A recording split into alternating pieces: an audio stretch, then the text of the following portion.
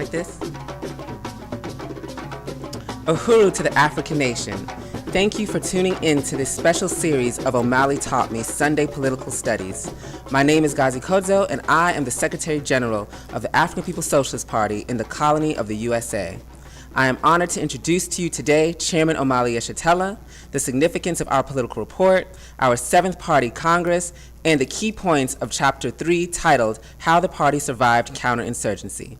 Today, Chairman Omali Yeshitela, the leader of the African nation, will be reading Chapter 3 from his remarkable political report of the 7th Congress of the African People's Socialist Party. My African people, I want to make a call to all of you to start making plans to attend the 7th Congress of the African People's Socialist Party. Our Mama Africa is begging and our children are crying for us to attend the 7th Congress of the African People's Socialist Party. This is our era and this is our day for us to take up the mantle of our martyrs and bring about the revolution of the African working class, which will end all forms of oppression in the world.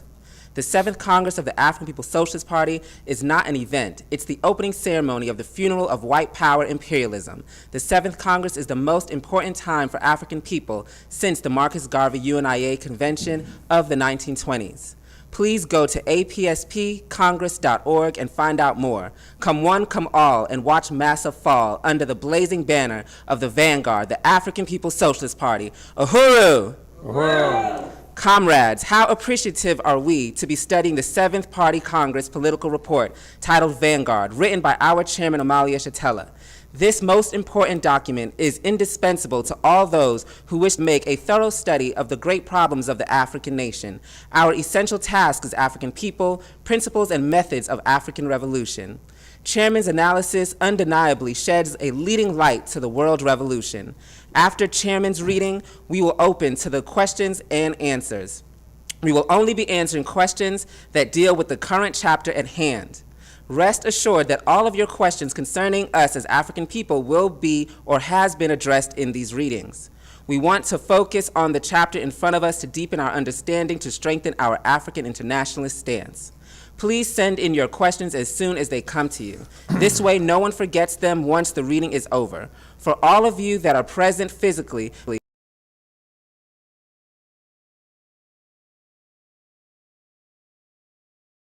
who has given guidance to the African Revolution for nearly 50 years, have brought our African people into the world arena as one of the first among the colonial nations to have successfully carried out an international liberation movement that has won building dual and contending power throughout the various continents where we are dispersed, thus opening the process of collapsing the colonial system of imperialism as the vanguard fighter who is knocking down the neocolonialism of Western imperialism, the imperialist white ruling class, and international bourgeois state. In this chapter, Chairman Omali Yeshitela will recount how he led the African People's Socialist Party to survive counterinsurgency. Chairman Omali Yeshitela and our party are the first and only to have ever given the famed civil rights movement a class analysis. Chairman uncovers how the civil rights movement was nothing more than a revolution from above that only profited the white ruling class and the African petty bourgeoisie, all at the expense of the African working class.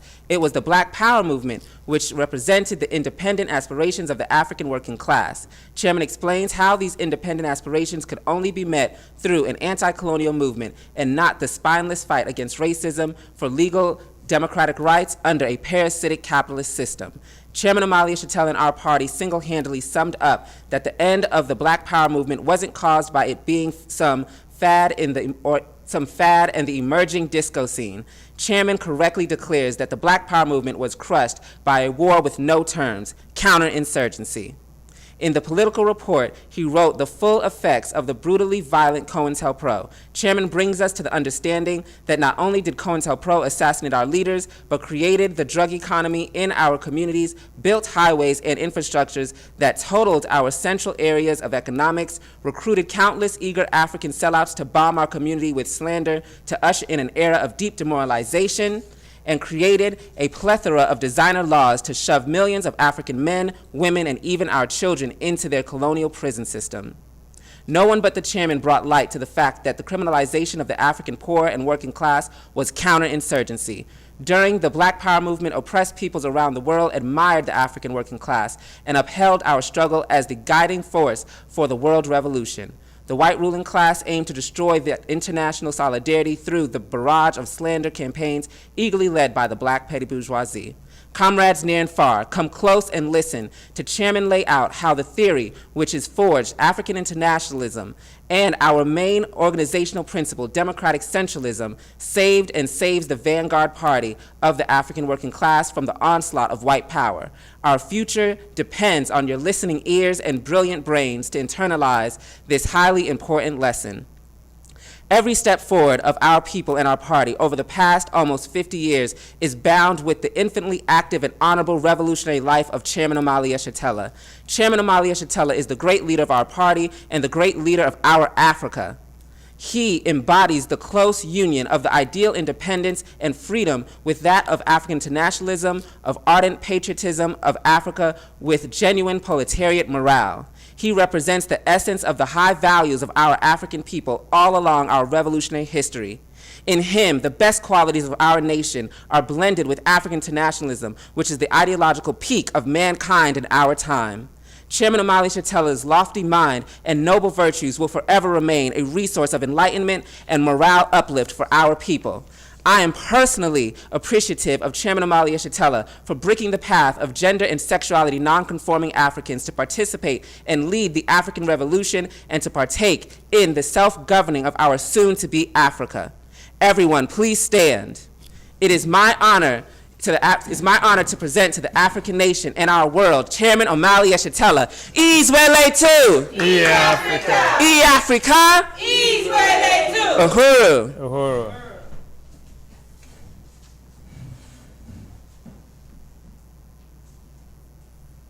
Uhuru, comrades. Today, the term counterinsurgency is relatively well known because of the wars that the United States government and other European powers have been engaged in against people of Afghanistan, people of Iraq, and other places. However, most people do not understand what counterinsurgency is or what it's about.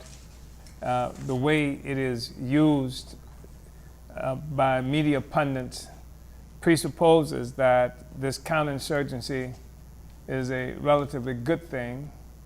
In fact, they go as far sometimes as to call it something like nation building, that benevolent imperial powers, white powers, engage in when they go into other countries such as Iraq and Iran, or they attempt to go into Iran, Afghanistan, Syria, etc.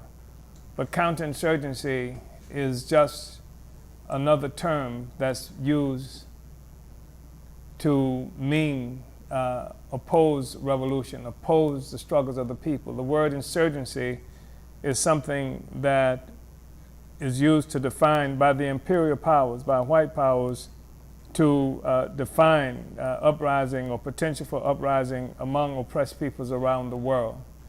And the term counterinsurgency is a technique and even a science that has been developed by imperialist powers to keep such an uprising from occurring, or if it has occurred, to crush it.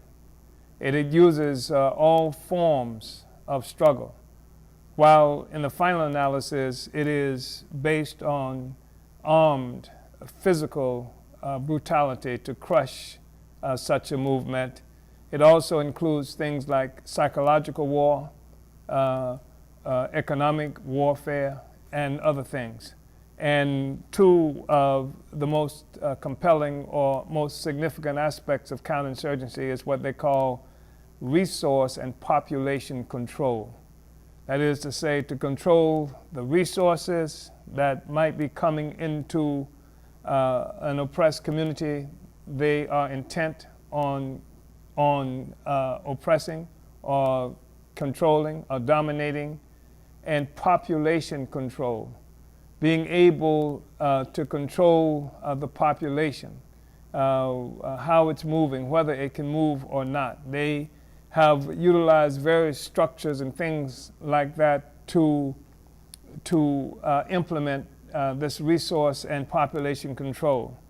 Some examples can be found in the daily lives of our people on a regular basis. It's one of the explanations for the fact that in every African community in the world, for all practical purposes, you will find various forms of military, various forms of what might be called police. In the U.S., it's a domestic colonial police, which is simply a military force. And you will find them in housing projects. They have called them other kinds of things in other places around the world when they wanted to separate the people from a revolution, from the potential of revolution to maintain extraordinary control. They use in this country and various other places list of people who they characterize as gang members. They have police departments in almost, in many of the urban centers of this country have come up with such a list. And they are able, using this list, to prohibit individuals from going into different parts of a city based on the fact that their name is on the list. It becomes a criminal offense. That is, the crime is that their name has been put on a list by the bourgeoisie, by the rulers, by the state. And this is often used against us. I wanted to just say a little bit about this whole word counterinsurgency, because we talk about the party having survived the counterinsurgency here in chapter 3. And it was a brutal counterinsurgency that was initiated against our people, and we'll say some things about that as we go through this chapter. So thank you.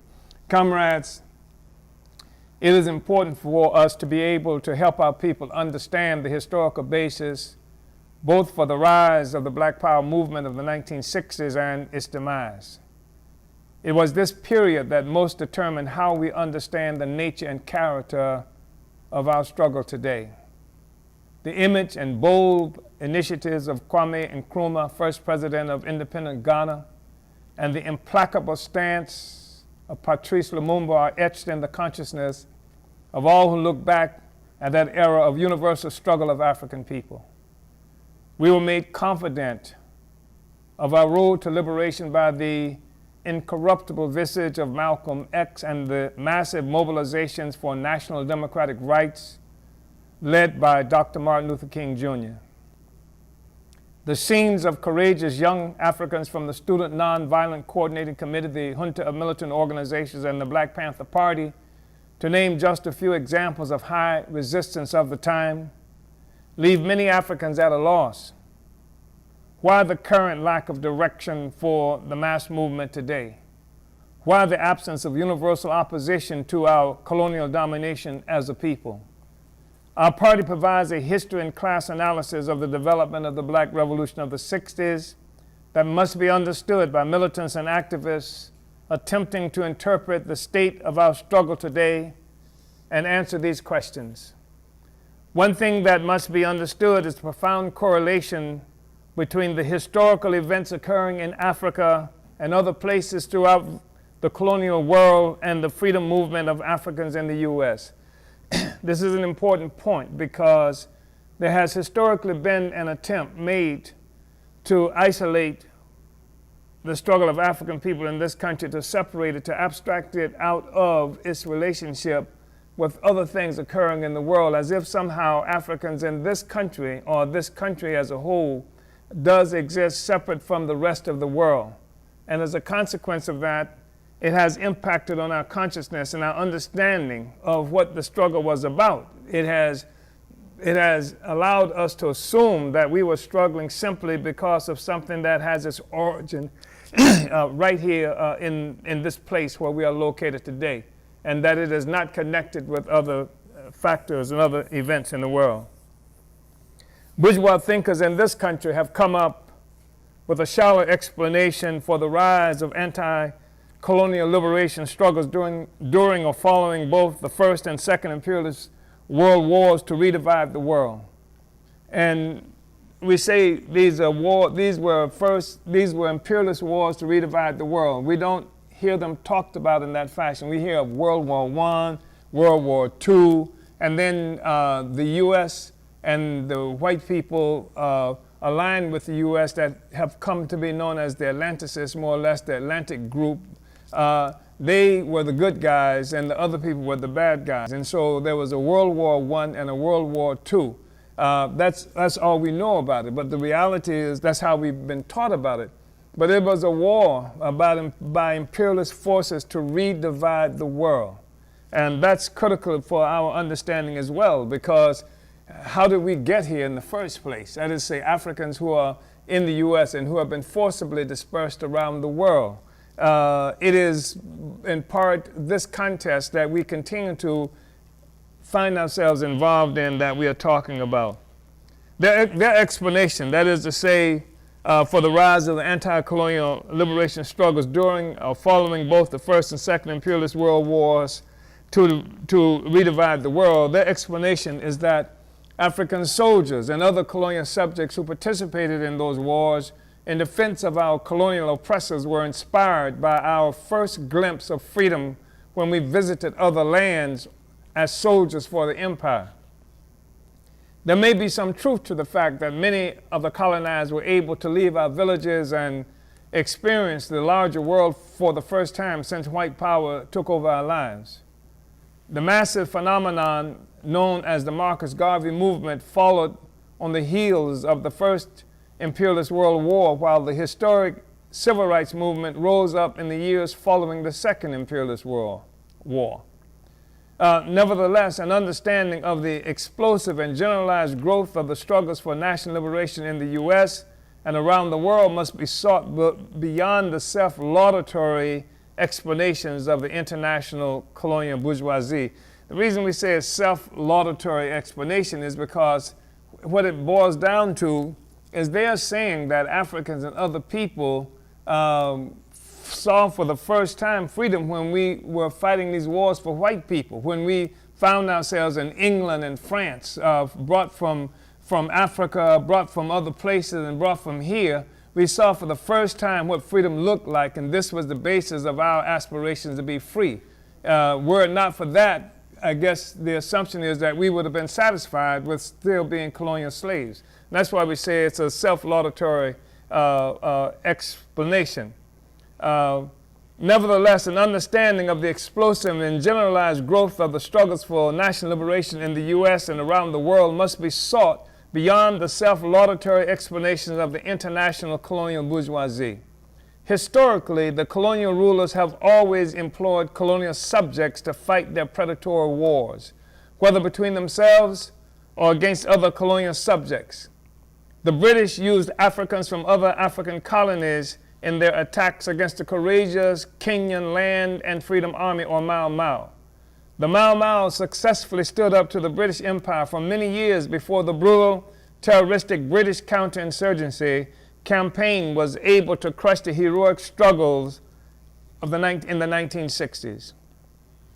The French deployed troops from their various colonies in their vain efforts to defeat the magnificent life and freedom-affirming Vietnamese Revolution, liberating Vietnam from French colonialism. 71% of French troops fighting France's colonial war against the Vietnamese were actually colonial subjects from Algeria, Senegal, Ivory Coast, and other French colonies. When the U.S. entered the war on the side of French imperialism in an attempt to maintain the colonial slavery of the Vietnamese people, it is said that 50 to 65% of the troops on the front lines were domestically colonized Africans, not to mention Mexicans, Filipinos, and Puerto Ricans, and other forces also colonized inside the United States. The participation of Africans and other colonial subjects in the Second Imperialist War did introduce thousands of us to contemporary military training and the invaluable experience of fighting under enemy fire without panic. This aided the anti-colonial struggles being waged in our own interest against our colonial oppressors. Participation in the U.S. wars also served to destroy the colonial narrative of the courage and indestructibility of the white man, and even provided legal opportunities for actually killing him. White men could die at the hand of a lowly nigger, they could scream in pain like an African being burned to death by a white lynch mob in the U.S. This was instructive. The greatest value of the Second Imperialist World War for the struggle against colonialism, however, is the fact that the imperialist bandits who were in fierce struggle against each other to redivide the world, meaning us and our lands, were unable to give our oppression their usual ruthless attention. The war had left many of the colonial powers exhausted and preoccupied. In some cases, the imperialists actually required the colonized to take on some of the colonial responsibilities previously in the sole control of the colonizer. All of this provided us political space that we needed to organize against our oppressors. During the Second Imperialist World War, the world economy changed hands from the British, who up to that time controlled 25% of the world's population and territory, to that of the U.S. This is important, because we look around, and even today, France likes to brag about French culture and French civilization and what have you, and not admitting that this culture and civilization rests upon a foundation of African oppression and exploitation. And certainly that was the case of the British. Here you have this tiny rock, hostile in terms of nature, and of this tiny population controlling 1/4 of the world's population and the world's land mass. That was England. And it's just really important for us to have an understanding of this, because it also seeps into the narrative. This white domination, this white control, this white superiority, this white scientific efficacy, it seeps into the narrative that defines the relationship that Europe and white people have to us and other oppressed peoples around the world, and it's bogus. It's based on brigandage, slavery, rape, and pillage. And what has happened, of course, is over a period of time, even the ability to colonize and brutalize and oppress the people has been defined as a mark of high civilization.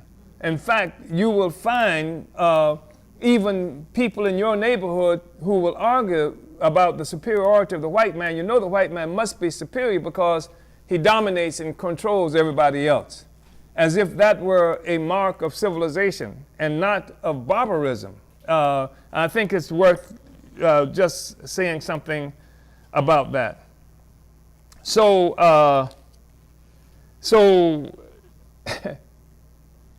the myth of British tea-sipping white civility as the imperialist in chief was destroyed by the German bombing of London and other cities in England, and by rising struggles for national liberation inside British colonies. Following the war, the British made a call to their colonial subjects from throughout the world to come home, to rebuild England, thereby growing a domestic or internal colony similar to that in the U.S. So here's England. The country's been devastated by this war between white people. And in many instances, they don't even fight their own wars. So you got all these people who are subjected to French colonialism fighting for France against other colonized people. You got Africans from here and other places fighting. Sometimes I mentioned how 50 to 65% of the people who fought on the front lines of in the war against the Vietnamese people were Africans from here. But the fact of the matter is that we fought for them in Germany. We fought for them in various other wars around the world. They don't even fight their own wars. We fight their wars. There's a bit of controversy that has come about because of some athletic contest that just occurred someplace where somebody made the content. One of these African people said something, pundits, TV guys said something about how it was Africa who won this thing for France. And so France is all upset, because they said, because everybody who won something, this is the World Cup. All of the stars were Africans, black people. And this is something we've said all along. If you look at who play their games for them, who throw their footballs, who kick their balls, who jump and win all these contests for them throughout the world, not just in this thing here, the World Cup. But look at the Olympics and what have you, and then you say, and now for France, there's somebody whose name is, that's clearly from the continent of Africa, or fighting, or for the U.S. it might be Junebug Jones, but it's an African person, and the same thing is happening in all of these sports, and it's been known for a long time. They're even the most reactionary white teams in this country, if they want to win something that requires agility, strength, athleticism, you bring Africans onto your team. And that's just a well-known thing. So it's Africans who are doing all these things, but white people who win in everything. It's incredible. So from Africa, what have you, who they've colonized, who they took there in the first place from their real homes, and they are now being asked to come home to England, to rebuild England. Soon thousands of colonial workers had been recruited to struggle to rupture the veneer of gentility that had previously made it unnecessary to arm the English police. And England, the British cops were not the only ones that were unarmed, by the way. And the reason they were unarmed because you have police. You have the state. The state is something that comes into existence to protect the ruling class. And if you have a situation where the national expression of a population, of a people, comes about as a consequence of colonial subjugation of other peoples around the world, then you don't see the sharp expression of a manifestation of the state inside that. Where you see the sharp manifestation of the state is where? In the colonies. That's as true, it was as true with England and the colonies that existed in Nigeria, India. How many people they talk about the non-violent, weapons carrying pacifist cops in England? But they were not pacifists when they were in Nigeria or when they were in India and all these other places where they were colonized people. They were murderous brutes, but they didn't have to be in England, because the real contradiction, in Ireland they were murderous. The real contradiction is in the world is between the colonized and the colonizer. That's the class contradiction is located in the colonial question. And it's something that has been overlooked by most of the world up to now, but we're going to talk about it. So in England, internal class struggle had been smothered by the abundance of colonial booty, filling markets, dinner tables, urban department stores, and providing holidays and home ownership enjoyed by workers and the bourgeoisie alike. They didn't have this before they had colonialism. The white people in England and France and all these other places, they attained all the stuff that we're talking about as a consequence of what they were stealing from Africa, from other places around the world. Now they could satisfy the hunger pangs and the aspirations of a white population, of white workers, etc., and then it became unnecessary to have the same kind of police presence there that they had among the people from whom they were extracting all this value. Do you understand what I'm saying? So you have a satisfied population. That's why when you're living in St. Louis and you here on the north side, and you drive to certain areas, you see the police, you drive to certain areas of St. Louis, you go south and other areas, you don't see the police in the same way. They don't function in the same way. You don't see the same poverty. You see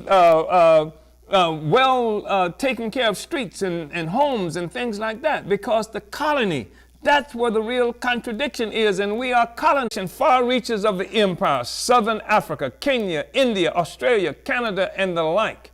So all of these people who would be in England and in Europe, possibly not having the resources that they need to exist, now they got the resources, one, and also sections of them are being now sent to other places around the world, so you don't have the population pressures that you have for resources. Because now, if there's pressure for resources, this sector of the population, they take it from the people they call the Indians. They take it from the people who are the Africans and other places around the world. So they have dispersed.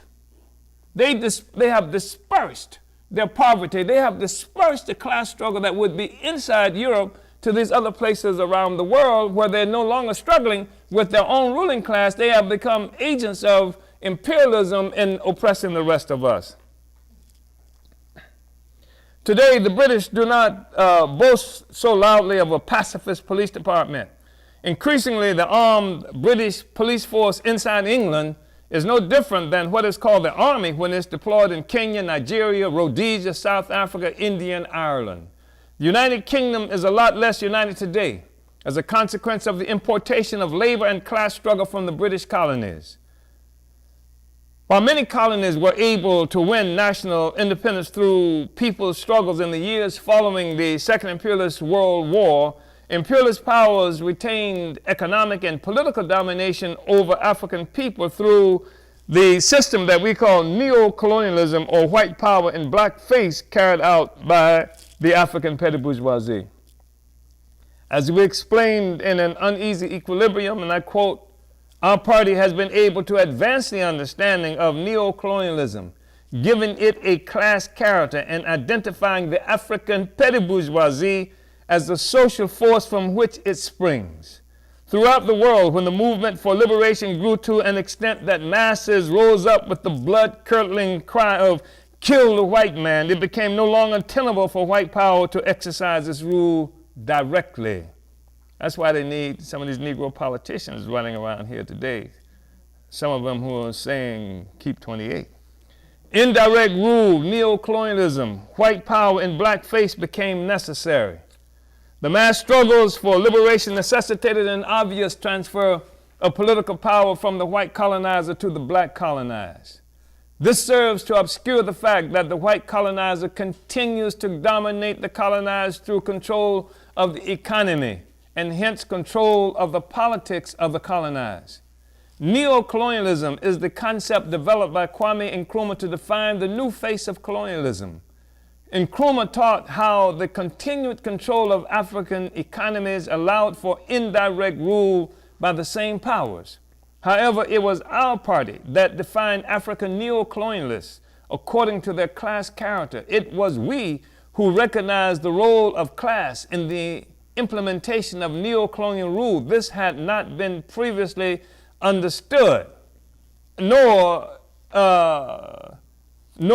is it completely understood today by many. Hence, the neo-colonial strategy of the imperialist powers continues to serve the colonizers well, if not so well.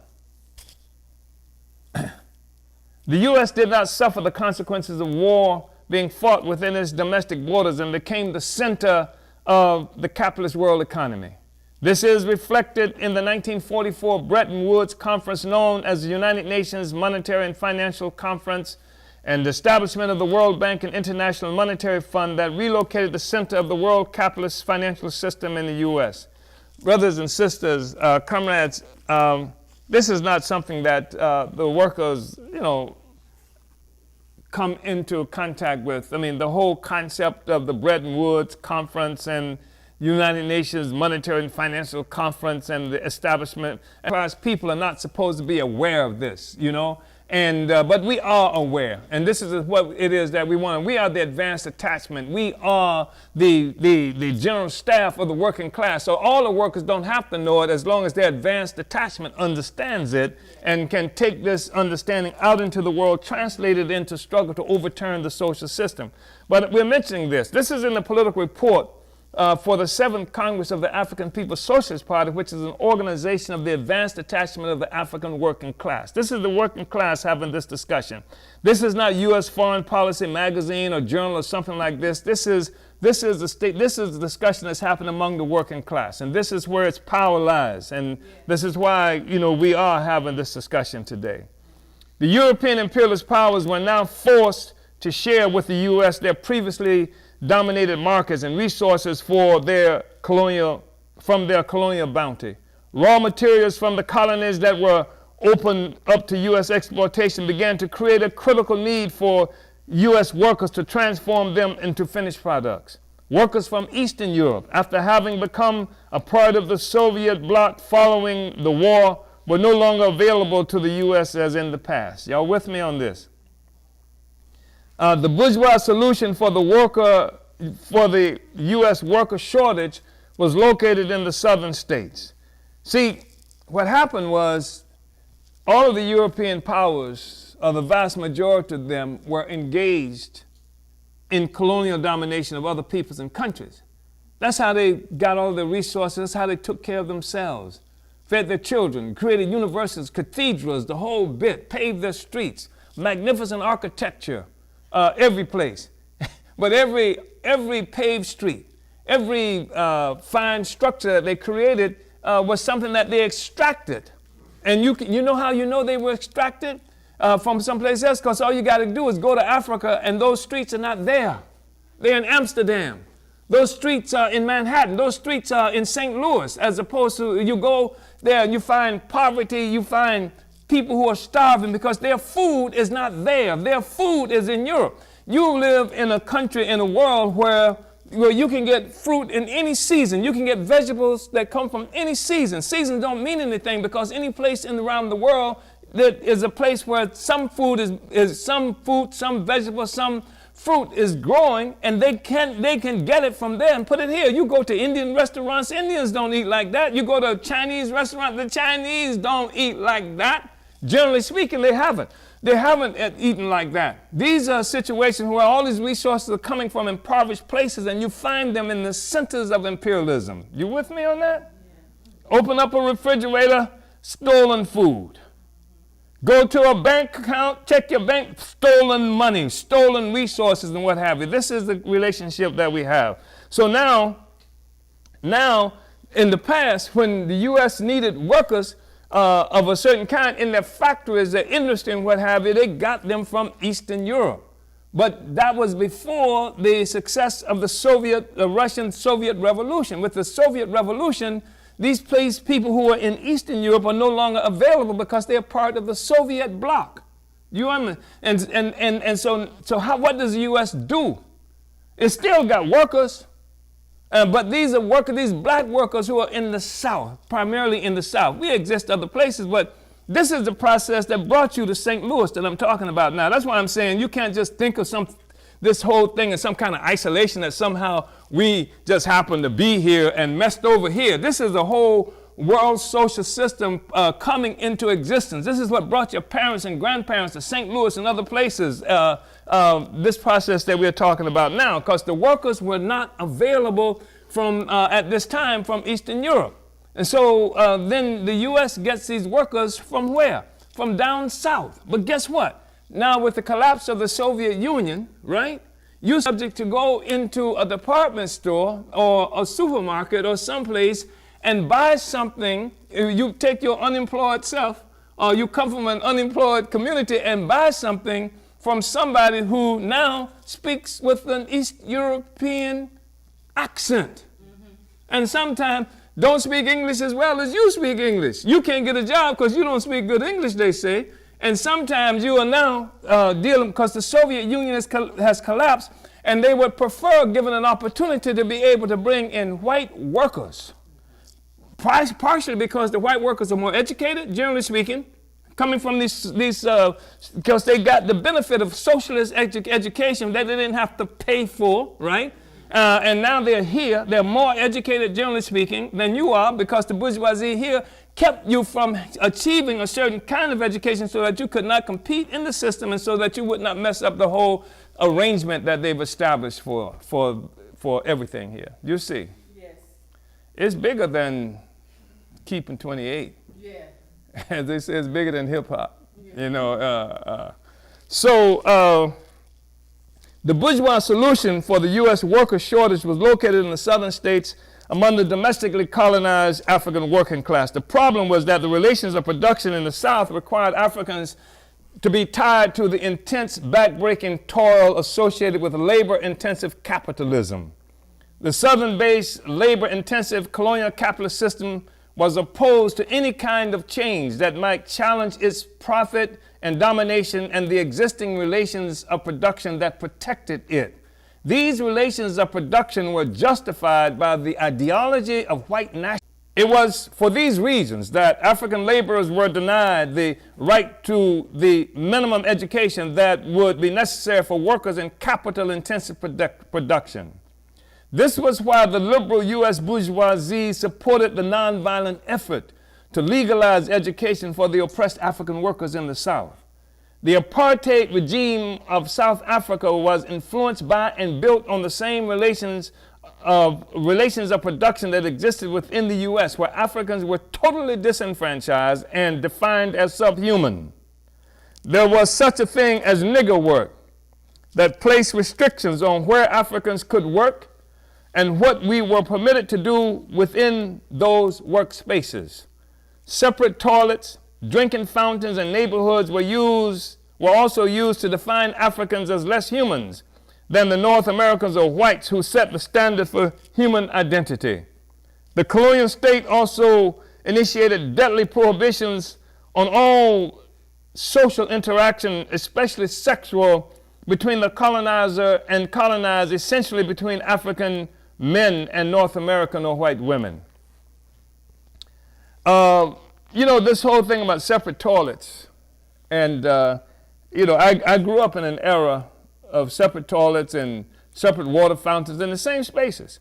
You go to a department store once you were allowed to go in there, and there was a line. There was a white and then colored drinking thing, and the colored was always filthy and not taken care of. The same thing, you couldn't go into the front doors of restaurants. At best, you can go to the back and have it handed out to you. All these kinds of things existed, neighborhoods. And it was about more than just an assumption that, white people were better. Deep in there was a definition of humanity, of who was human and who was subhuman, that somehow there was something contagious about being a nigger, about being black, that you somehow contaminated the white spaces, the white people. This was the definition of humanity. It is deep and profound, much more than most of us understand. Well, yeah, I remember when I grew up, there was a white, and you hear these little pickaninnies on TV, who have become stars. And then I grew up, there was a white drinking fountain and the colored drinking fountain and cha-da-da-da-da. But this was a way of defining us as subhuman, because white people were humans. This was the definition of humanity. And then we were these other things. Couldn't drink out. It's like, you have your little dish where you have the dog come and drink the water. We were those other things that could not occupy the same spaces as white people. It was deep and profound. It continues to impact on how things and people are understood and how we understand things and even how we understand ourselves today. And the expectations we hold for ourselves today. The low expectations we hold for ourselves as Africans is a part of that. So a crude but generally accepted ideologically backward definition of African humanity was a logical expression of the economic base of a slavery-generated social system. It's a logical expression of an economic base of a slavery-generated social system. It is a definition that prevails up to this day, not only for Africans within the U.S., but for Africans in general, all of whom were brought into a relationship with Europe through the global colonial slavery-related economy. Nor is this backward assumption restricted to what are generally regarded as reactionary, Klan, or fascist types of Europeans or whites. We are talking here about the ideological foundation of capitalism that permeates all of Europe, other capitalist-dominated societies, and essentially the entire world. African workers attempting to leave the U.S. South for the capital-intensive production of the North often had to do so under extremely dangerous circumstances. In many instances, Africans risked their lives to acquire the education necessary for laborers in capital-intensive production.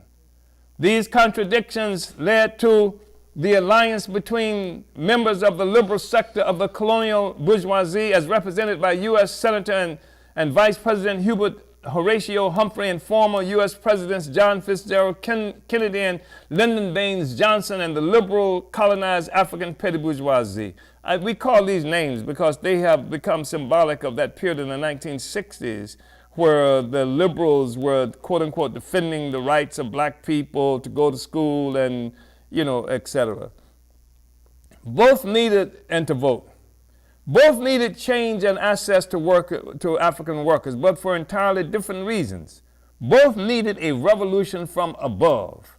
The African working class, perennial victims of terror and arbitrary, extra-legal, and often very subjective, personalized violence, desperately needed relief from this situation.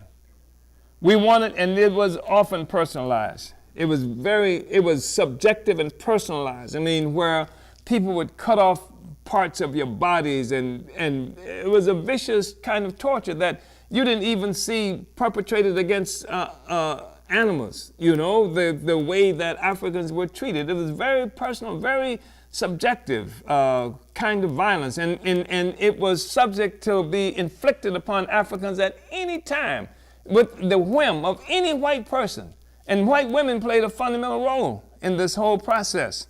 And sometimes in the middle of these attacks being made on Africans would egg the men on.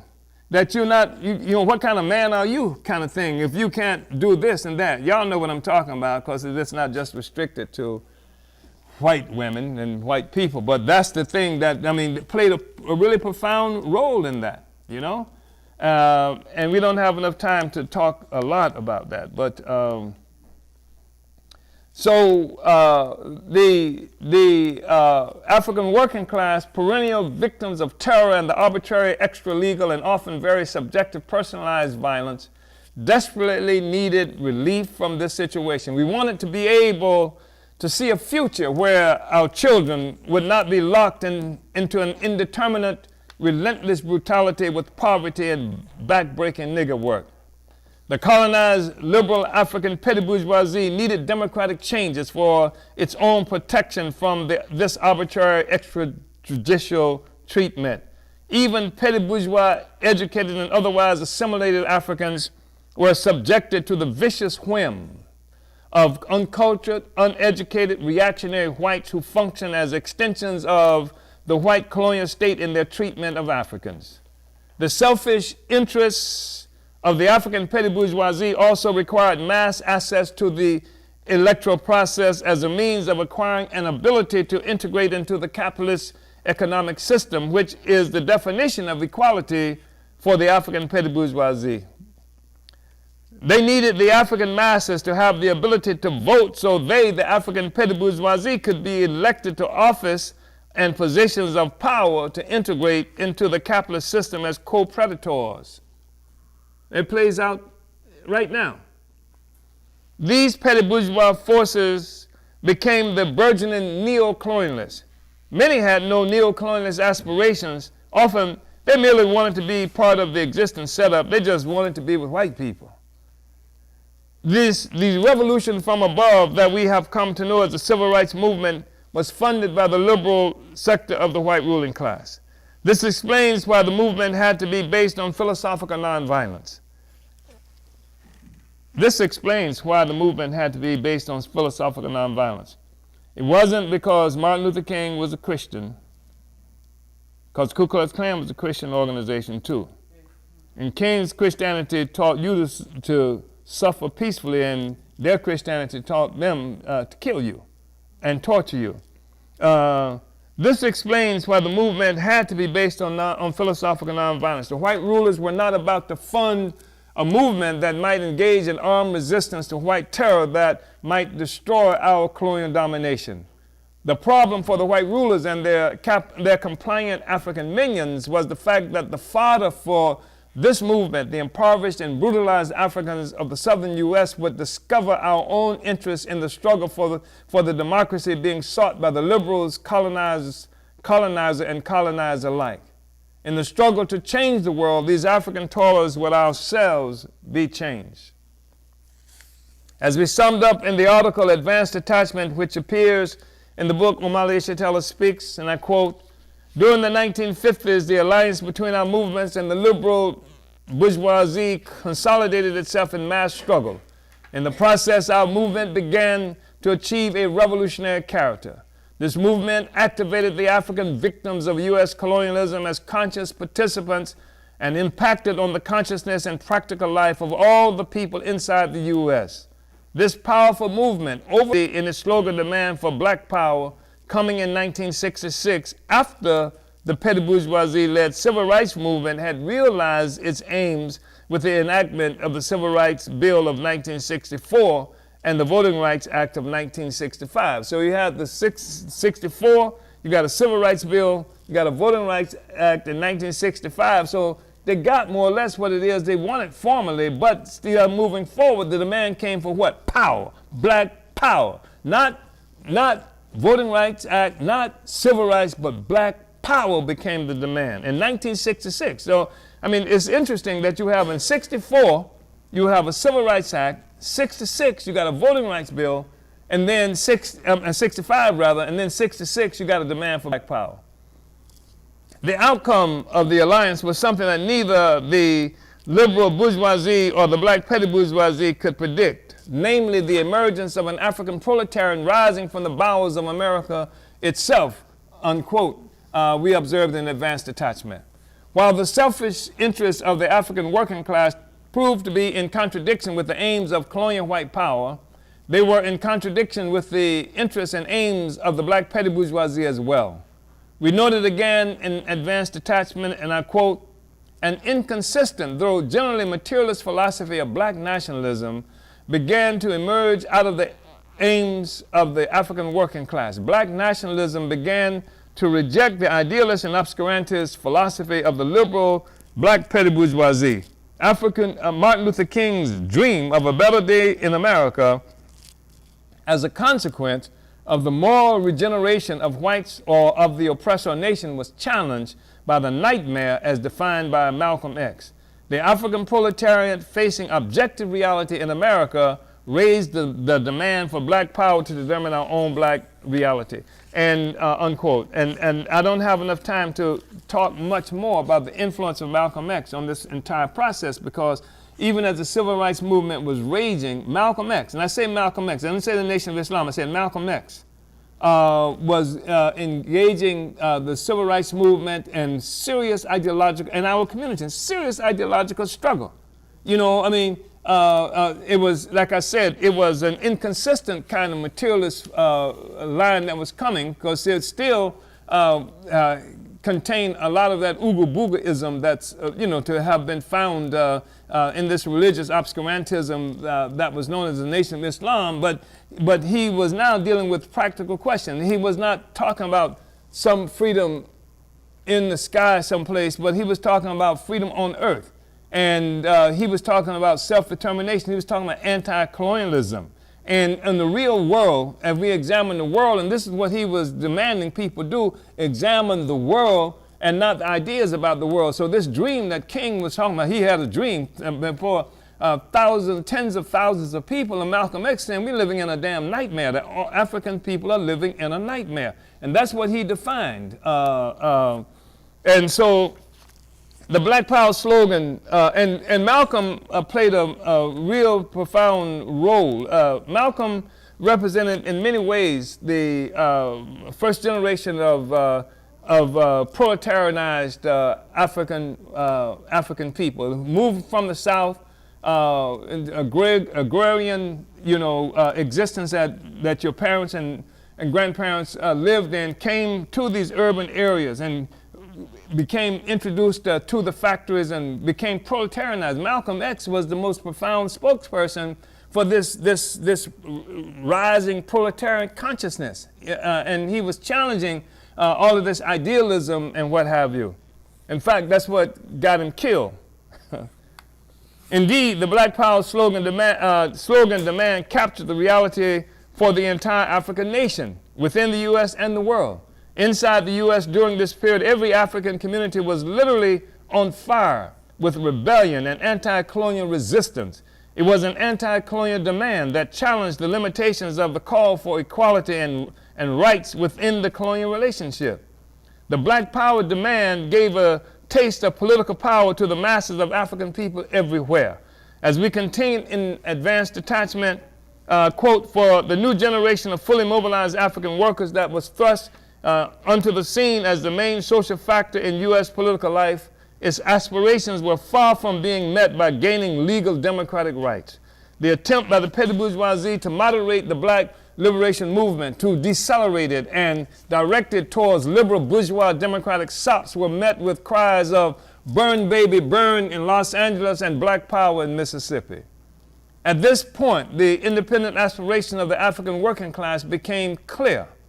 This new clarity fueled efforts to build independent political parties by and for the colonial oppressed African population. We explained further in the 1998 presentation that we call The Wolf and the Double-Edged Blade, published in Omali Ishitela Speaks, quote, "Our movement emerged as an anti-Black Panther Party was immediately and explicitly informed and influenced by Malcolm X, who told us that since it's legal to have a shotgun, every African should have one in his or her house. With the emergence of the Black Panther Party, we saw tremendous anxiety in this country, so much so that J. Edgar Hoover, who was then the executive director of the FBI, which is one of the secret political police agencies in this country, characterized the Black Panther Party as, quote, "the greatest threat to the internal security of the United States since the Civil War." Not Gaddafi, not Saddam Hussein, not the Russians, but ordinary African working class folk, most of whom lived in housing projects and had to use public transportation to get from one part of the city to the other. That's a statement about where power can be found in the masses of African workers and poor people who, given organization and ideological clarity, can achieve anything. That's the thing that Hoover and the FBI recognized. Unfortunately, not too many of our leaders today recognize that. We know that the Black Revolution, once unleashed, gave rise to virtually every other progressive entity that sprung up in this country. It was the Black Revolution that took white women out of the kitchen and homosexuals out of the closet. It was the Black Revolution that energized the movements of other oppressed peoples, including indigenous peoples in this country. It was a powerful and profound movement that shook this country to its very foundation. This is why the government put in place a program to cut down and undermine the Black Revolution and assassinate our leaders. They created what we refer to as counterinsurgency. Counterinsurgency is a military term for a type of warfare that is used against an oppressed people who are fighting for their liberation. Counterinsurgency uses every form of attack: psychological warfare, actual armed struggle, economic warfare. The name of the government's counterinsurgency against the Black Revolution was COINTELPRO, short for Counterintelligence Program. COINTELPRO was the program used to assassinate and imprison our leaders and destroy our organizations. And I just want to say that COINTELPRO was just one of them. There were others that did not achieve the same kind of recognition. The CIA had their own programs and other organizations. Even the U.S. military intelligence organizations were at work in our communities during the height of our struggle in the 1960s. The COINTELPRO objective spelled out in this August 25th, 1967 memorandum sent by the FBI to field offices throughout the U.S. is telling, quote, this is the COINTELPRO document. The purpose of this new counterintelligence endeavor is to expose, disrupt, misdirect, discredit, or otherwise neutralize the activities of Black nationalist hate-type organizations and groupings, their leadership, spokesmen, membership, and supporters, and to counter their propensity for violence and civil disorder. The activities of all such groups of intelligence interest to the Bureau, that's the FBI, must be followed on a continuous basis so we will be in a position to promptly take advantage of all opportunities for counterinsurgency and inspire action in instances where circumstances warrant. The pernicious background of such groups, their duplicity and devious maneuvers, must be exposed to public scrutiny where such publicity will have a neutralizing effect. You heard what I said. It must be exposed to public scrutiny where such publicity will have a neutralizing effect. Otherwise, shut up about them. Efforts of the various groups to consolidate their forces or to recruit new or youthful adherents must be frustrated. No opportunity should be missed to explore through counterinsurgents techniques the organizational and personal conflicts of the leaderships of the groups, and where possible, an effort should be made to capitalize upon existing conflicts between competing black nationalist organizations. When an opportunity is apparent to disrupt or neutralize black nationalist hate-type organizations through the cooperation of established local news, media contacts, or through such contact with sources available to the seat of government, in every instance, careful attention must be given to the proposal to ensure the targeted group is disrupted, ridiculed, or discredited through the publicity and not merely publicized, unquote. The political structures within which the U.S. domestic anti-colonial struggle was being waged came under siege. The Student Nonviolent Coordinating Committee, SNCC, briefly became the center of anti-colonial resistance within the U.S. In the meantime, other anti-colonial organizations began an outright challenge to confining the African struggle to civil rights or rights within the capitalist colonial system. Among these were the Hunter militant organizations JOMO and the Black Panther Party, the African People's Party, and the Provisional Government for the Republic of New Africa were others. These organizations and the Revolutionary Action Movement were influenced ideologically by Malcolm X, who had left the original Nation of Islam in a split that divided the group between religious obscurantists, philosophical idealists, and the growing materialist influenced revolutionary ideology and practice being promoted by Malcolm X. The masses of African people were grasped by a revolution in Petersburg, Florida. The colonial capitalist ruling class was defeated politically and ideologically within the U.S. and throughout the world. We're saying that the colonial capitalist ruling class was defeated politically. Congress of Azania are examples, but there was also the Kenyan Land and Freedom Army, Zimbabwe African National Union, Black Panther Party, Student Nonviolent Coordinating Committee, New Jewel Movement of Grenada, JOMO and African People's Socialist Party. There were many others in Africa and throughout the world. Their main significance lay in the fact that they represented the intention of the colonized to seek solutions for ourselves outside the structures and political and ideological framework of the colonizers. They have been convinced that our colonial oppression is due to whites of a colonizer simply not liking us. The fact is that the entire success of the colonizers, all the wealth, happiness, and democratic rights enjoyed by them require our colonization. In other words, there has always been a material basis for our oppression upon which the colonial hatred of response, military attack, extreme violence. This was true all over the world, but this was especially true within the U.S.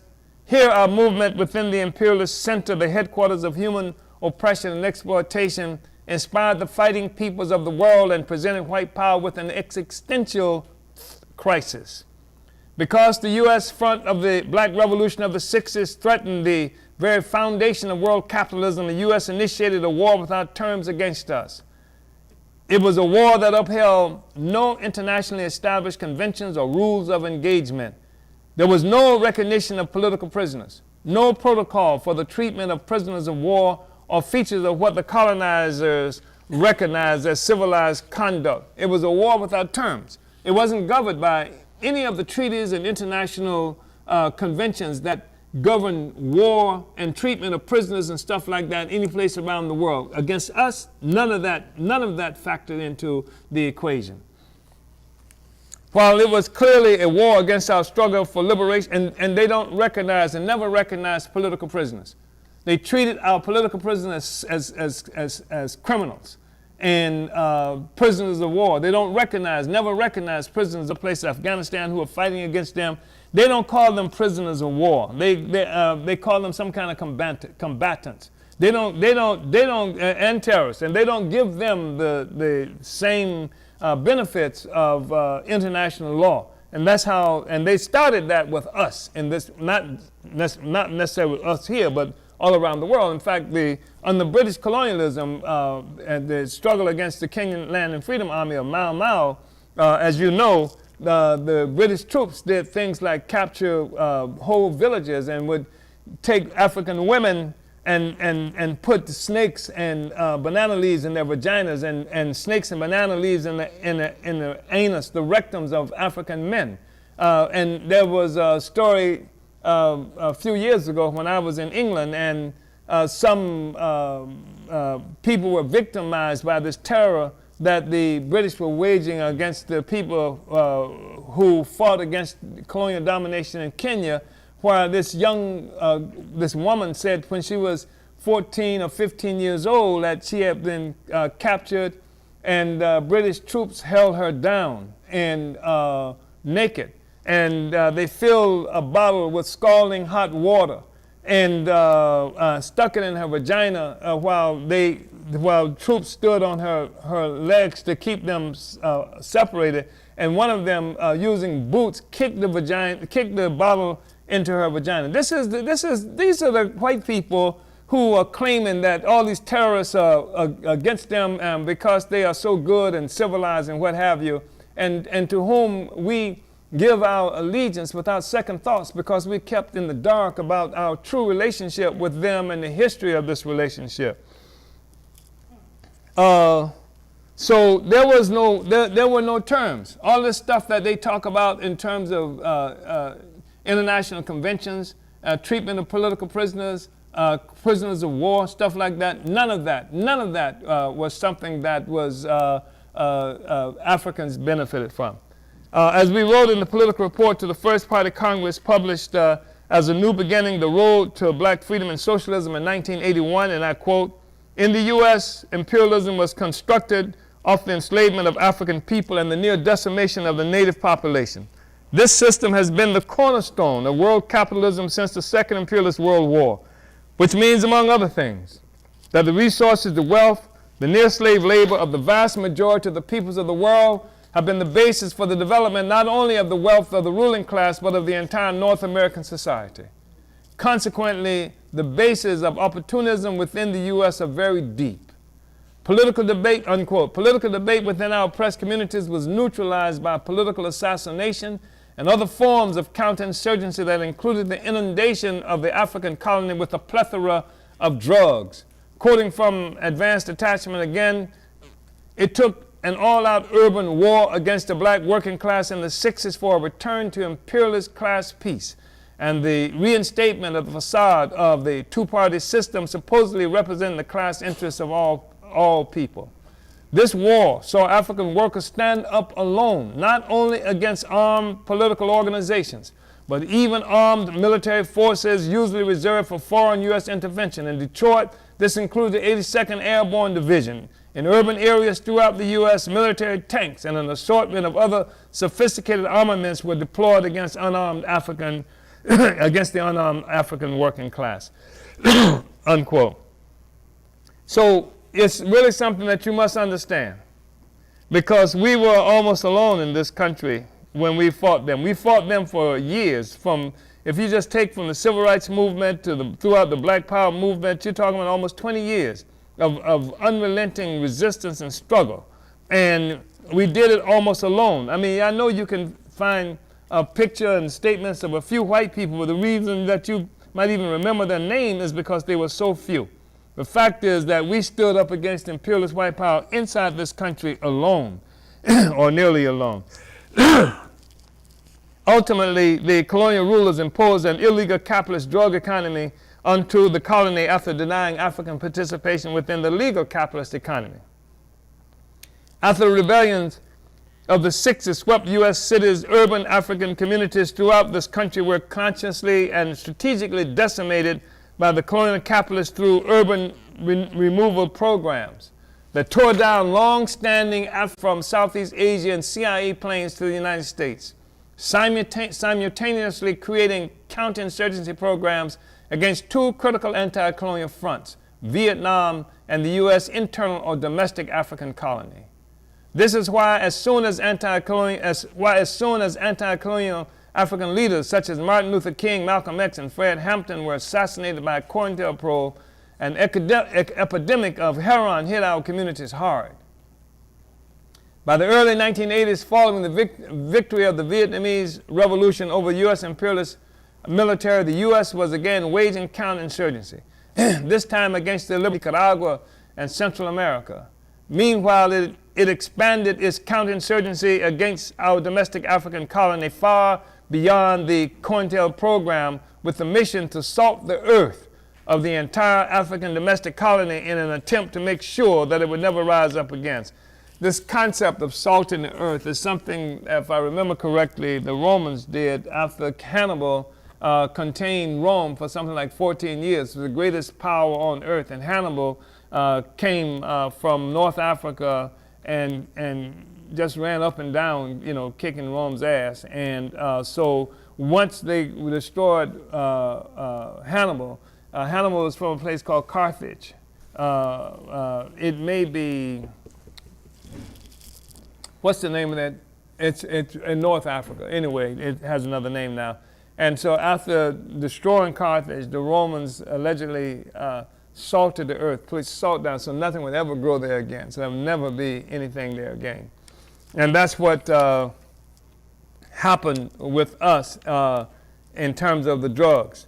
Our party was the only force that correctly exposed the fact that the epidemic of the deadly addictive laboratory-created cocaine derivative called crack that profoundly ravaged our communities for 2 decades was a continuation of colonial war against us. After the victory of the Sandinista revolution in Nicaragua in July 1979, I think it was July 29th, 1979, the U.S. military sent massive amounts of U.S. military munitions and trainings to undermine it and the Salvadoran Revolution. The training of these proxy forces was being exchanged by the Central Intelligence Agency and other arms. There's a man called Oliver North. You will hear of him every now and then. He's even been considered, I'm told, to head up an independent sort of intelligence organization for Donald Trump. But he played a real primary role in this for Richard Milhouse Nixon, who was then the president, of moving the drugs. No, was it Reagan? It was Reagan. It was Reagan. Reagan, yeah. The cocaine economy functioned as poisoned meat thrown to a starving population. As in any colonial situation, the economic activity is closely controlled and monitored by the colonizer. It is the colonizer that determines whether there will be colonial economic activity and what it will look like.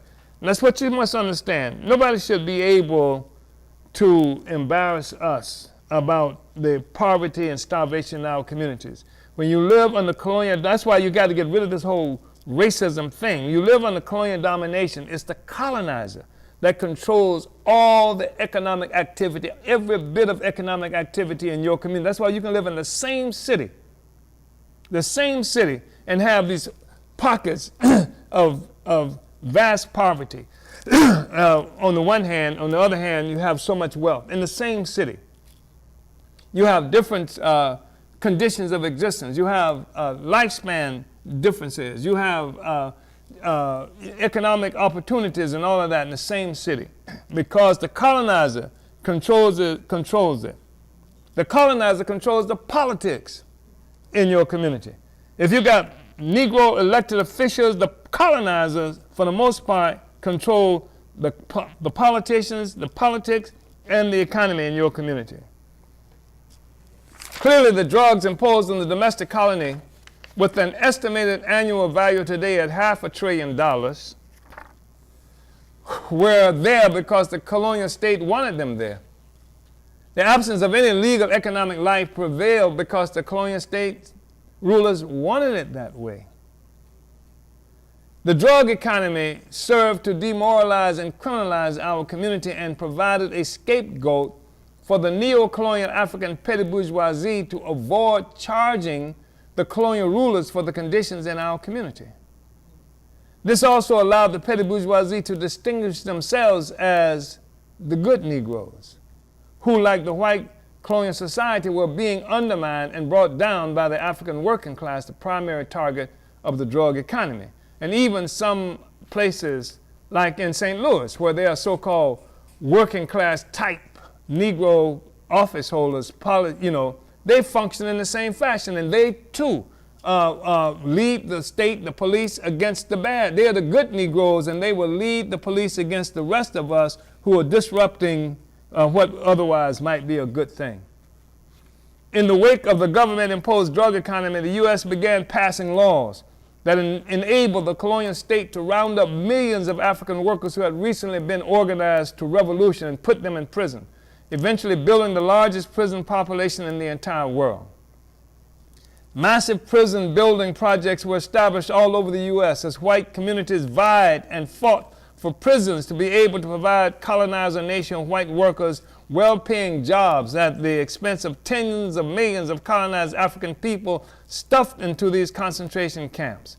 Atrocities were and are carried out in the prisons, which created an economic boon for the colonizer population. Just think about this, that they put these prisons, in most instances, I don't know too much about Missouri, but in most instances, the prisons are put in these far reaches of the state, and usually economically deprived sectors of the white population.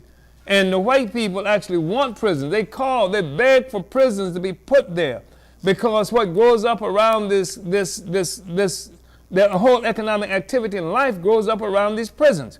People who come to visit the prisons, they have to have some place to stay. They have to buy stuff to buy when they stay there.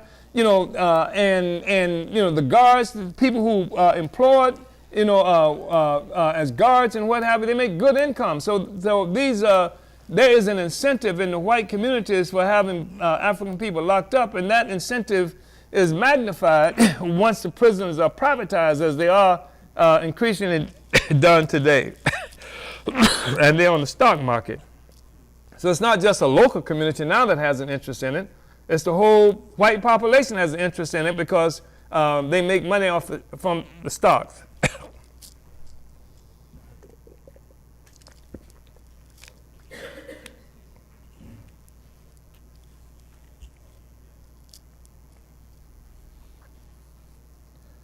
African children were farmed out to white women who earned small fortunes as foster mothers, who tortured and, in some cases, mutilated our children in violation of the Convention on the Crime and Punishment of Genocide. You think we're making this up? I mean, we were engaged in huge struggles in California around this foster care thing, and where there were African so-called foster mothers. One case stands out, but it was not the only case. I mean, African foster mothers would have these children, they would adopt these babies, or they would have them in foster care. And so they didn't know anything about African children's hair. So in some instance, for example, they shaved the baby's head and tied a bow on the bald head, to denote that it was a girl. Or in some instances, they actually put a perm in a baby. You understand? They put a perm in an African. There were some instances where one company had something like 900 beds. These are foster children. These are our children.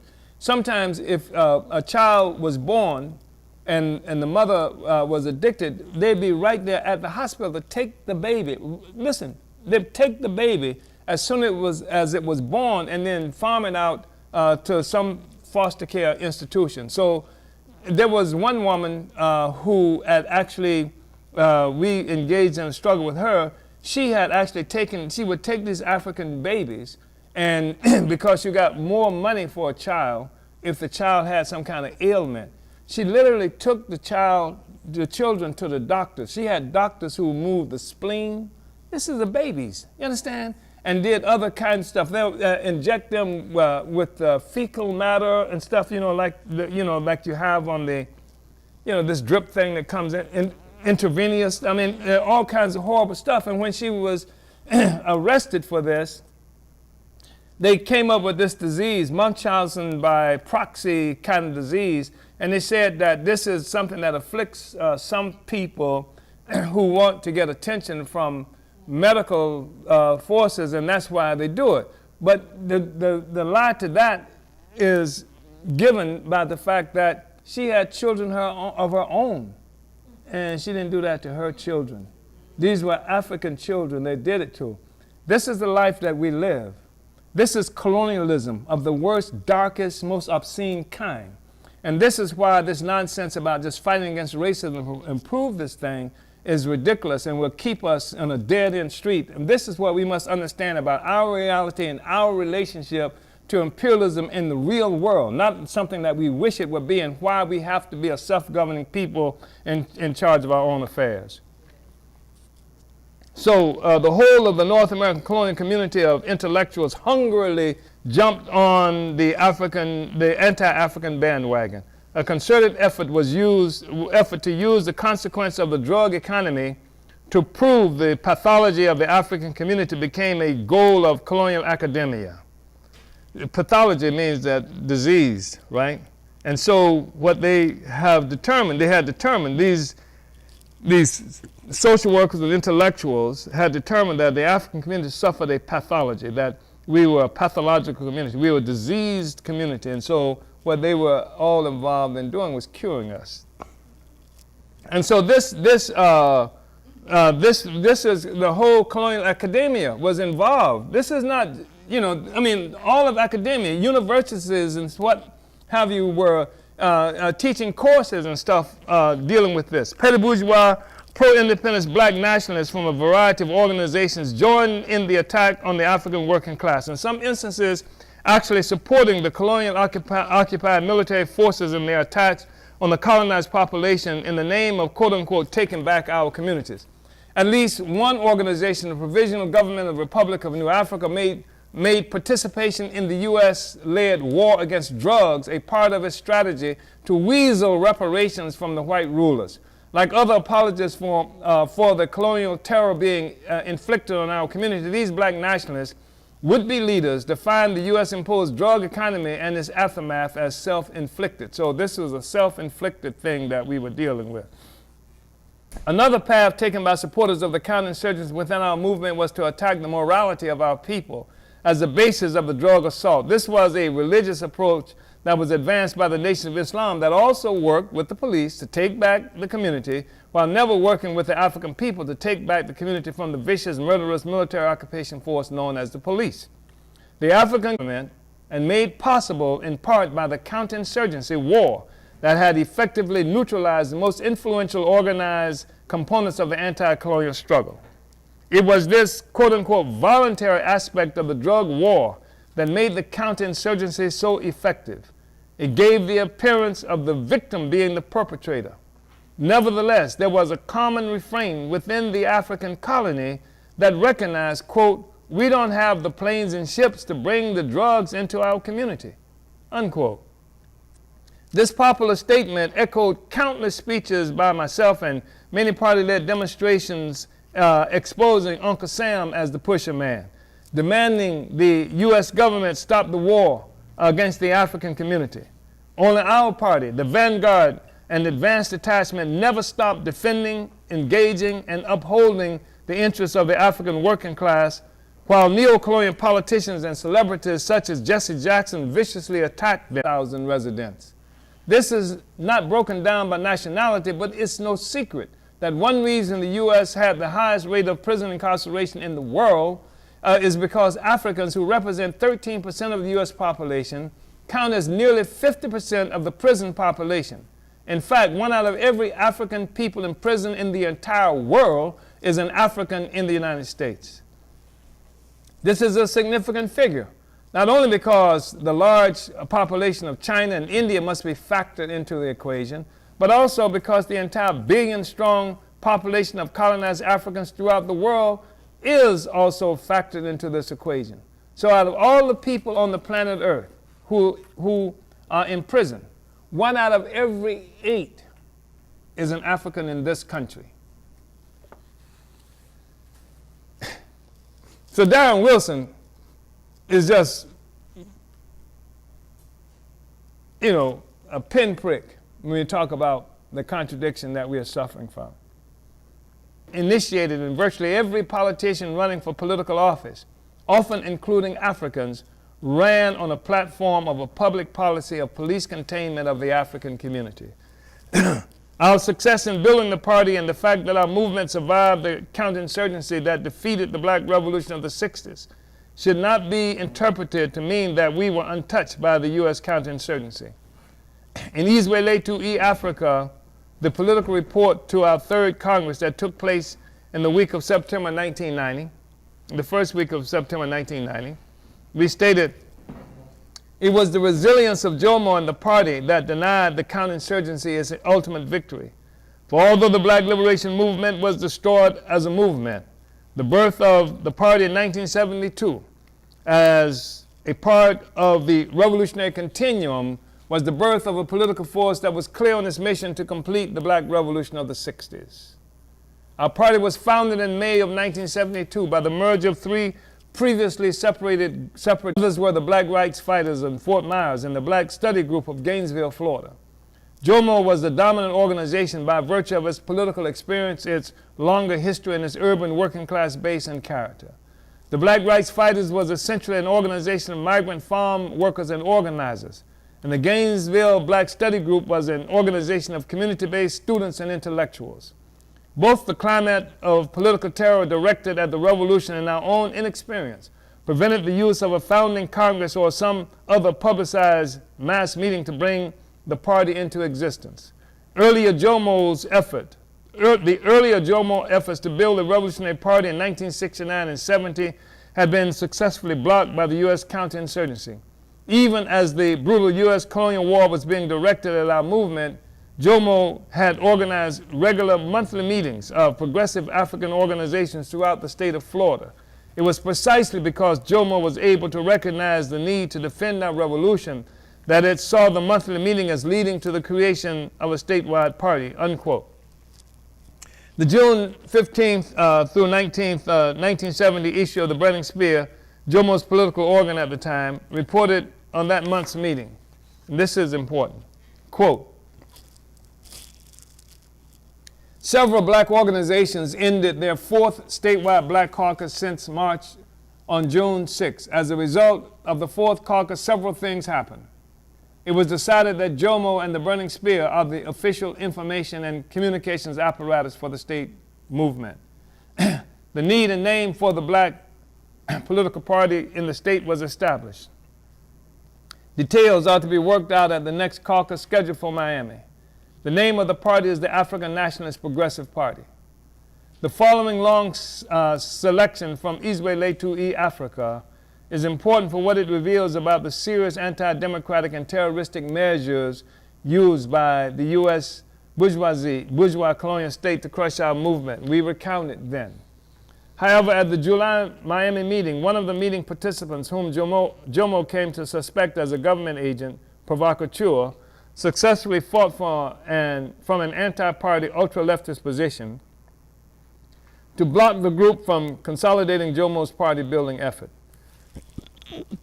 Then, at the following meeting held in Daytona Beach, the provocateur, in violation of the June decision determining the Burning Spear as the group's organ, brought an African news reporter from the colonial ruling class Miami Herald to the meeting.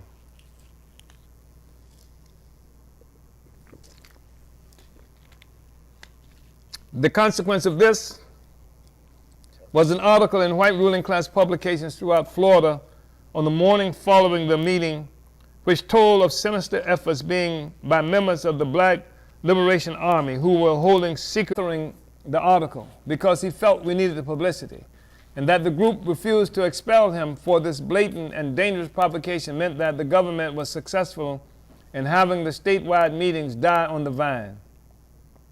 Later, a listing for the non-existent African Nationalist Progressive Party in the Miami telephone directory gave the address and phone number of the provocateur. Such was the repressive political atmosphere during the period. In fact, on January 10, 1973, within 8 months of the party's founding, Lawrence Mann, a member of the Central Committee, party co-founder and leader of the Black Rights Fighters, was assassinated by automobile wreck. This act disrupted the effectiveness of our efforts to consolidate other members of the Black Rights Fighters into the party. Then, on May of 1973, the government arrested and re-imprisoned me in Florida at Florida State Prison on the old Murrah charge that I was initially arrested and imprisoned for as a SNCC member in December of 1966.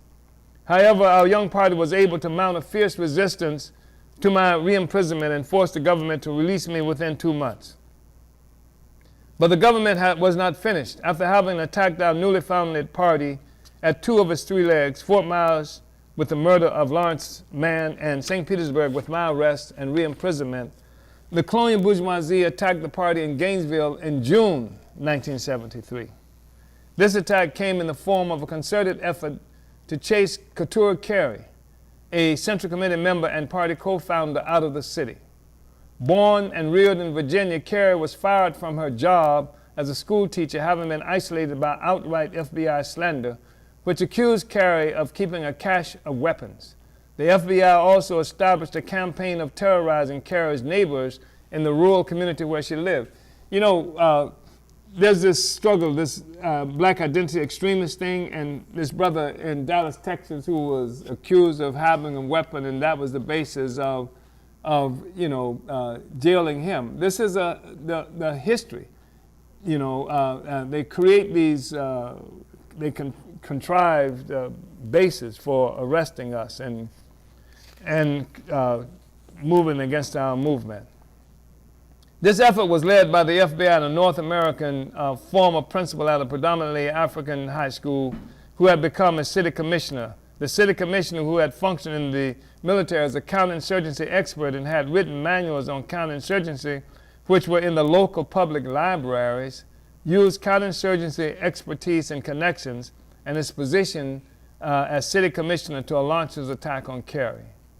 The consolidation of the party through a merger based primarily on quiet meetings between the leaders and members of the 3 merging groups, instead of through a publicly announced Congress, was mostly determined by the terroristic colonial counterinsurgency. And even when the merger occurred without a Congress, the white ruling class colonial state wasted no time in attempting to destroy us. But we survived, and in many ways we thrived, although not without contradictions. The threat by the then U.S. Attorney General John Mitchell to destroy the Black Panther Party before the end of 1969 had been realized for all practical purposes.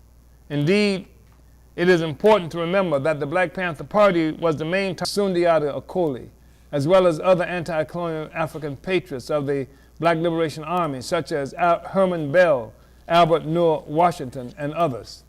The U.S. government aimed to systematically decapitate the revolutionary sector of our movement.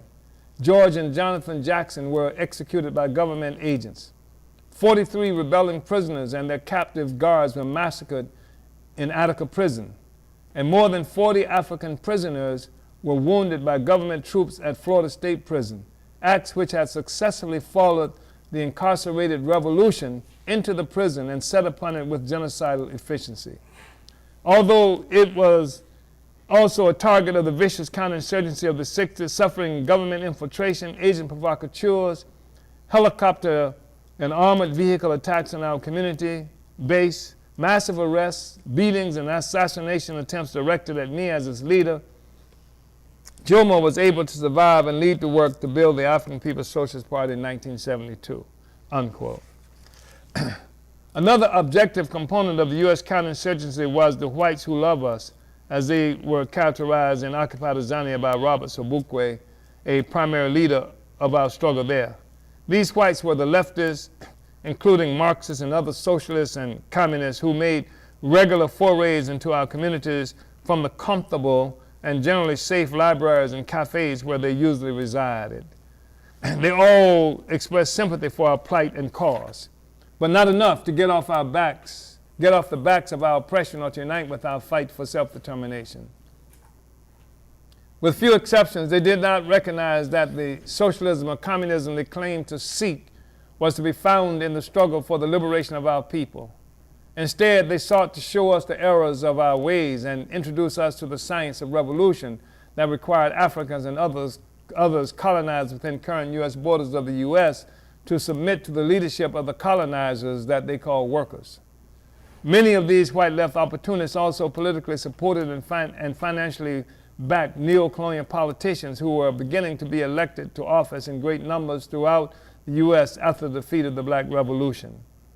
The white opportunists rejected their responsibilities to win the white workers to be organized under the leadership of the colonized Africans who were on the front lines of the anti-capitalist wars within our colonial space, colonized spaces. Nor did they see a responsibility to organize the colonizer population, white workers and otherwise, against the obvious war that was being waged against our leaders and organizations that were often televised for the world to see. And this is really important to understand because what was happening is that our revolution, our people were being attacked throughout this country during the 1960s. You couldn't pick up a newspaper at one time and not see where somebody was assassinated, offices were raided. In fact, the reason it took us 9 years after our founding to actually hold a Congress, one of the biggest reasons was it was impossible, guns drawn and threatening everybody. I mean, this was a regular kind of thing that was going on. And you didn't have like meaningful support. I mean, when they killed Fred Hampton, there was no meaningful support that came from the white community. When they murdered Malcolm and what have you, and when they killed King, it was the African community throughout this country that rose up and started burning cities. There was, when this stuff was happening in broad daylight, and the so-called white leftists and communists and what have you, they sat on the sidelines twiddling their thumbs while we were being wiped out. And this is just a reality that we should recognize.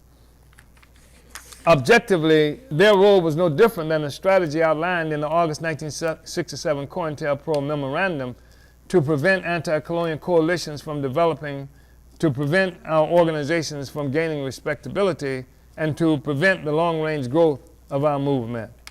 The leadership, and what we're saying is that here, they got a politic in our community. Here are white leftists, these comfortable white people who come into our communities to bring the revolution to us. We're making the damn revolution, but they invading our communities to bring the science of revolution to us. They disrupting organization. They in many instances, they did. And so that's why we say that objectively, their role was no different than the strategy outlined in the August 1967 COINTELPRO document to prevent anti-colonial coalitions from developing, to prevent our organizations from gaining respectability, and to prevent the long-range growth of our movement. The leadership that enabled our party to survive those turbulent years of open U.S. government warfare was reflected in our political theory and our efforts to solve the problems of the revolution.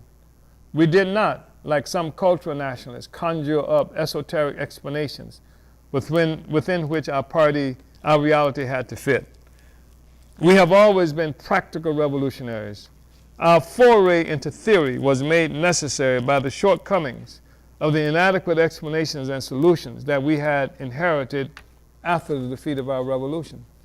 Most of us who occupied the camp that we identified as pro-independence became, because of our determination to liberate ourselves from white colonial state power and become self-governing, were generally incapable of providing a scientific explanation for our relationship to each other as Africans and to our white oppressors. For many years, stretching back to the 60s, we recognized our condition as being colonized within the U.S., as we obviously were in Africa and other places. Important books were written by African scholars affirming our colonial status. More importantly, our political leaders were using the colonial analysis as guides for our general movement within the U.S. Malcolm X, Frantz Fanon, Albert Memmi, Eldridge Cleaver, and others within the Black Panther Party used this analysis that we were a colonized people within the U.S. It was an analysis embraced by what became the Uhuru movement within the U.S. as far back as the SNCC and Jomo period. The understanding that African people live under colonialism inside the U.S. and everywhere we are located is critical for us to be able to defeat the U.S. counterinsurgency and wage and win an anti-colonial war for the liberation of our homeland and people around the world. We were in many ways blindsided by the colonial capitalist war against our youthful movement in the 1960s, coming at the very moment that we defined ourselves as colonial subjects struggling for power. With the military defeat of our movement, the U.S. government has also used a massive propaganda war telling us that we are victims of racism rather than a colonized nation of people fighting for liberation. The colonial analysis rescued us from the impotent racism position forwarded by a sector of the African petty bourgeoisie, which implied that our problem was that white people did not like us. This analysis kept us in the very slavish position of struggling to win favor with the colonizer. This was true notwithstanding the fact that some liberals, even some associated with the black power position, would begin to talk about institutional racism to explain why the system itself worked against the interests of African people. Those who were not blinded by their profound desire to maintain their relationship to the U.S. empire were, with the slightest struggle, forced to recognize that the term institutional racism was simply used to obscure the colonial reality. The struggle against racism was part of the ideological trap that kept our struggle based on efforts to reform or perfect U.S. imperialism. Even many black power proponents were defining ours as a struggle against racism and colonialism, using the terms interchangeably, a form of philosophical dualism. This brief and incomplete summation of the counterinsurgency is possible only because we are adherents of African internationalism. It is a summation that goes beyond the recognition of the involvement of the colonial state in the form of police, courts, and prison system.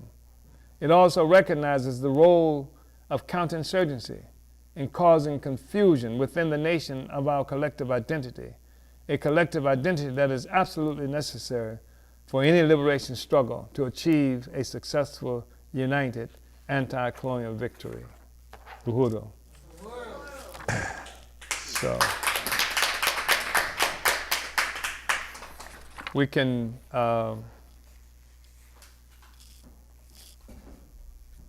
entertain discussion now, I guess.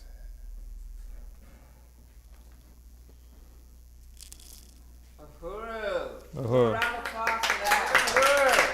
One Africa. One nation. One nation. One Africa. Long live Chairman O'Malley. Long live Chairman O'Malley. Long live Chairman O'Malley. Long live Chairman O'Malley. Uhuru. Uhuru. Uhuru. So now we're opening up for questions and comments and salutes, and you can put them now on the live right now, and we'll be reading them. I want to first open up for questions, comments, and salutes with our president, Kalambai and Annette of the International People's Democratic Uhuru Movement. Uhuru! I first want to really express my deepest appreciation for this political report, and just to say that, like, I got goosebumps. Like, this was so good and so profound, and just the understanding, or just the deepen my understanding of counterinsurgency, and being a resident in Ferguson. I didn't understand counterinsurgency until I met the party and this analysis, and I was just wondering if you could, even though I heard so much, but if you could just speak about how the petty bourgeoisie play a role in counterinsurgency, really around Ferguson, because I've seen so much of it, and I was just wondering if you can just speak about that, because I think that is so critical and so important for us to understand that, so we can see it, when it's happening. Uhuru. Ferguson was a really important event in the history of our movement. It wasn't the only uprising. It wasn't even the most pronounced uprising in the latest period. I mean, in 1996, rebellion happened in St. Petersburg, Florida, that actually saw a police helicopter shot down. And that went on for a long period of time. But what happened with Ferguson and the resistance of those young people during this era when social media was so prevalent and everybody could see Ferguson, and it shook the establishment to its foundation, and they sent all kinds of resources into Ferguson. They sent a lot of money into Ferguson. I say they, different arms, either of the government or what we might call establishment. Soros, for example, in raising up African forces as political forces, dumps all kinds of money. I've never seen so much money come into, and I've been involved, believe me, brothers and sisters, in resistance and movements. I've never seen this kind of money dropped into a place. And Ferguson is tiny. And you had all this money. And then where so-called training centers to train community organizers, they were called. Where the hell are they? And I saw a whole blocks, BLOC, of spaces that had been rented out to people who were doing trainings and stuff like that on an ongoing basis. Virtually every petty bourgeois radical that you can think of came into Ferguson, and then and they're all gone. Not a single one of them is here now. And of course the problem is that nobody was able to go, wanted to go, first of all, beyond the killing of Mike Brown. And they wanted to treat the killing of Mike Brown as some kind of a special event. And then you had a situation where you got all of this motion, but where is it going? And then in Ferguson, what we saw that was really important is that, and many people don't even remember, perhaps didn't even recognize that that coming off of Canfield Drive, the slogan from those young Africans was "Kill the police." That was it. I mean, I read about it in St. Petersburg, Florida. That's one of the reasons. Kill the police. It was an unambiguous statement. It was not, get some body cameras or something like that, because, you know why? Because the police in our communities like that, especially among young, are always on us, always dogging us out. Every instance. You can't walk, you can't walk in the streets you can't go in the park as a child, as we saw that happened with Tamir Rice. You can't even sleep in your house, as we saw with 7-year-old Ayanna, was it Jones, who was killed in Detroit. I mean, they're always on us. And so, nobody was talking about body cameras. People were talking about fight them back, and that movement got hijacked. It got hijacked by a lot of young people, a lot of young sellouts. You don't have to be old to be a sellout. You heard this thing that they promoted among the sellouts. The young sellouts proponent, this is not your grandfather's civil rights movement or something like that. No, this is a new group. This is a new, more vigorous group of sellouts that we're talking about, youthful group of sellouts that we're talking about. And they commandeered it. And this whole hashtag Black Lives Matter thing, a statement of what? It's not a slogan of resistance, it's Black Lives Matter. And I mean, and then, hands up, don't shoot. I actually saw people fall on their knees and go, hands up, don't shoot, during demonstrations. So it was a misdirected thing. It took a movement that had tremendous militancy. You saw those young people, and the thing is, young men and women who were out in Ferguson, who were actually engaging the state. And that thing got messed up, and now you got a few people who were gone into political office as a consequence of the Ferguson resistance, and the conditions for the people have not changed at all. Now, not even is there an aspirational thing. What is our aspiration as a community? To get more Negroes elected to office, to get more black cops put in place, etc., representing the same social system. So it was a movement that was hijacked, but it gave us a magnificent opportunity. That's why we're the only ones here. That's why this building is here that we're having this meeting in. That's why we have organization here on the ground to take it beyond that, because the working class, that's who was in the front of this struggle. It was not the preachers, it was not all of these, the young intellectuals, the college students. It was the African working class, those who we condemn for sagging, who we expect to see the police harassing all the time, and who we challenge and threaten and condemn because they don't act right. Those are the ones who led this damn resistance, and they got no benefit from it at all. And the same thing happened in the 1960s.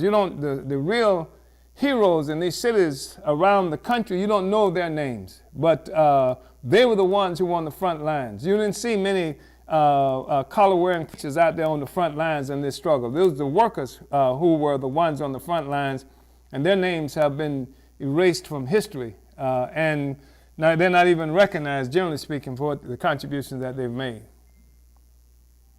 Uhuru.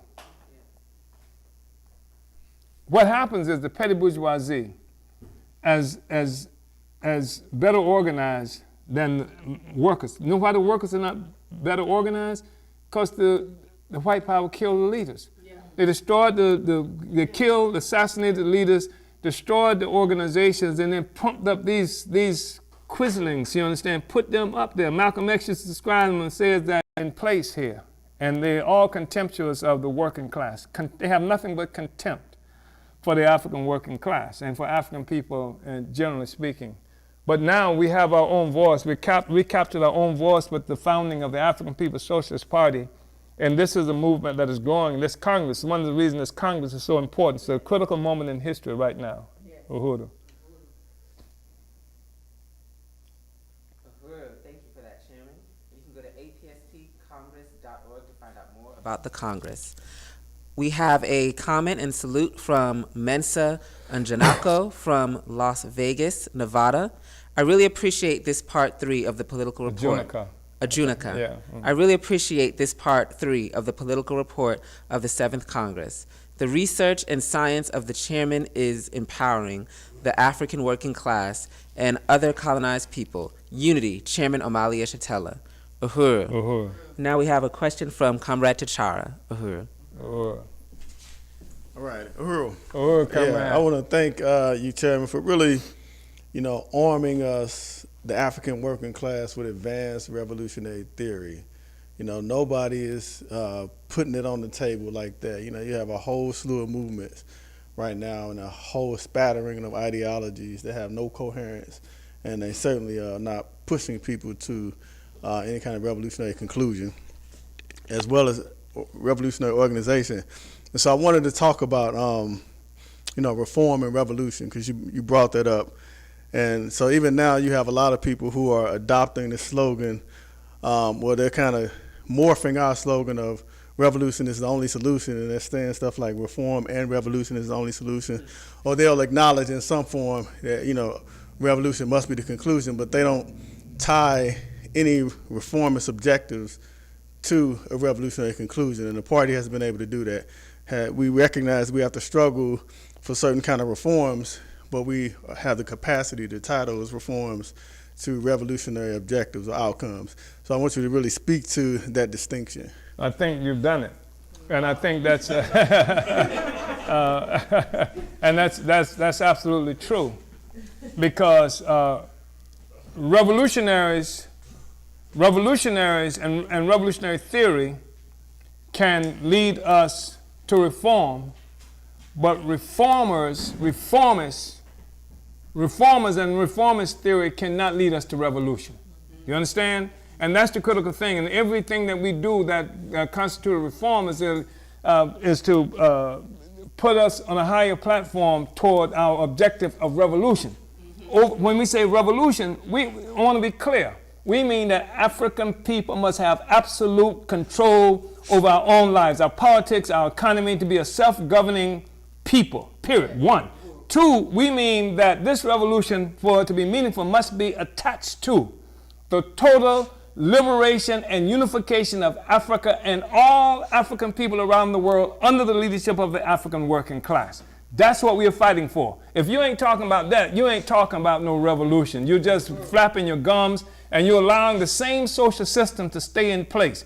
You had a Negro president That was supposed to be the pinnacle of power, right? And where are you? You're worse off today than before the Negro got elected. In fact, the Negro got elected because you were being put worse off and they didn't want you to be able to fight back, or the peoples around the world. So revolution is the solution that we're looking for. And that if we use reform that advances us toward a higher platform for revolution, then that's all right. But otherwise, you're just a reformist. And you can't reform this social system. Uhuru. Yeah. Uhuru, we have another comment from online from Ayana Asante from Orlando, Florida. She says, Uhuru Chairman, I'm about to cry tears of joy. I can't wait to get home to St. Louis next week. I haven't been home for 5.5 years, but the Uhuru House is bringing me home. Thank you for all that you do. Uhuru. Uhuru. And now we have a question. I just wanted to say to Sister Ayana that on yesterday, I think it was, I was talking to Comrade President Kalambayi Andernet, and we were telling her about you. Being from St. Louis, and she didn't know if she knew you for sure. When we showed her pictures, she said, I know her.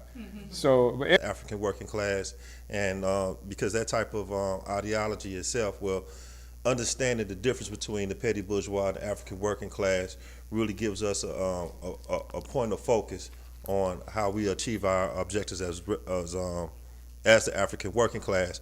But you said something distinctly about Malcolm X, and his, you said he was not representing the Nation of Islam, but he was started representing the ideas and the thoughts of the African working class, the everyday common people. And I just want to know if you could just get into that a little bit deeper. Uhuru.